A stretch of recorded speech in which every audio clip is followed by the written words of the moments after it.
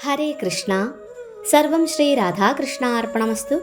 അധ്യായം 11 വിശ്വരൂപം. ശ്ലോകം 8.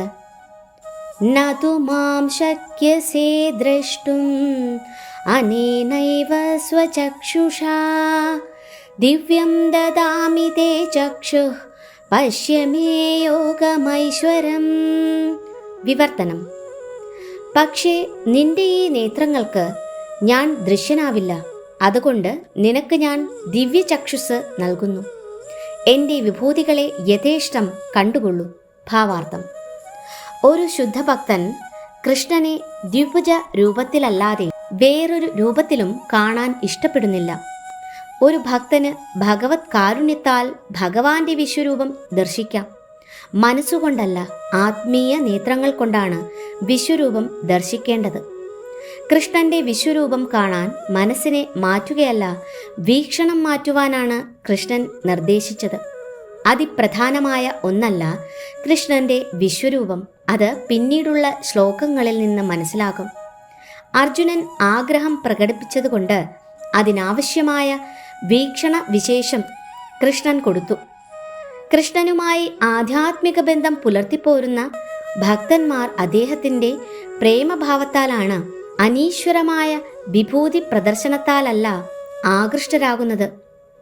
കൃഷ്ണന്റെ കളിച്ചങ്ങാതികളാകട്ടെ മാതാപിതാക്കളാകട്ടെ ഈ വിഭൂതികൾ കാട്ടിത്തരണമെന്ന് ആവശ്യപ്പെട്ടിട്ടില്ല. കൃഷ്ണൻ പുരുഷോത്തമനായ ഭഗവാനാണെന്നു തന്നെ അവർ അറിഞ്ഞിട്ടില്ല. അത്രയുമധികം വിശുദ്ധ സ്നേഹത്തിൽ മുഴുകിയിരുന്നു അവരുടെ ഹൃദയങ്ങൾ. പ്രേമഭരിതമായ സഹവാസത്തിൽ കൃഷ്ണന്റെ സമുത്കൃഷ്ടത അവർ വിസ്മരിക്കുന്നു. കൃഷ്ണനോടൊപ്പം കളിച്ചു വന്ന കുട്ടികളെല്ലാം പരിശുദ്ധരായ ജീവാത്മാക്കളാണെന്നും അനേകായിരം ജന്മങ്ങൾ കൊണ്ടാണ് ഇങ്ങനെ അവർക്ക് കൃഷ്ണനുമായി കളിക്കാൻ സാധിച്ചതെന്നും ഭാഗവതത്തിൽ പ്രസ്താവിച്ചിട്ടുണ്ട്. ആ ബാലന്മാർ കൃഷ്ണൻ പരമദിവ്യോത്തമ പുരുഷനാണെന്ന് അറിഞ്ഞിരുന്നില്ല. അവർക്ക് കൃഷ്ണൻ ഉറ്റ സുഹൃത്താണ്.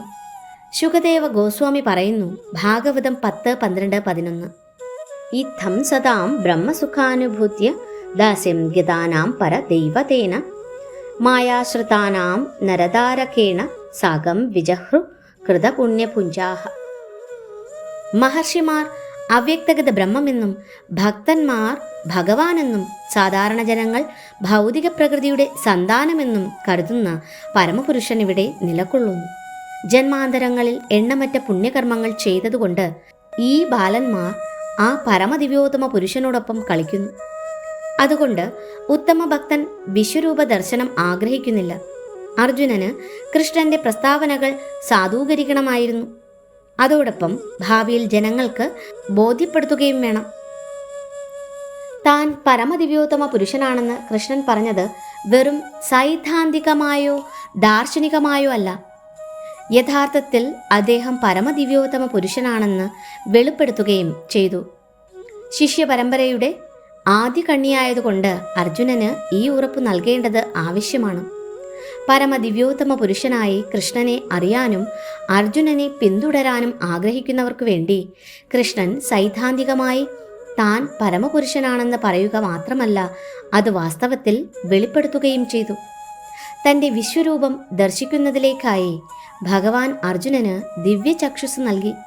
നേരത്തെ പ്രസ്താവിച്ചതുപോലെ അർജുനന് വിശ്വരൂപം കാണുവാൻ വലിയ താത്പര്യമില്ലെന്ന് അദ്ദേഹത്തിന് അറിയാമായിരുന്നു. ഹരേ കൃഷ്ണ. സർവം ശ്രീ രാധാകൃഷ്ണാർപ്പണമസ്തു.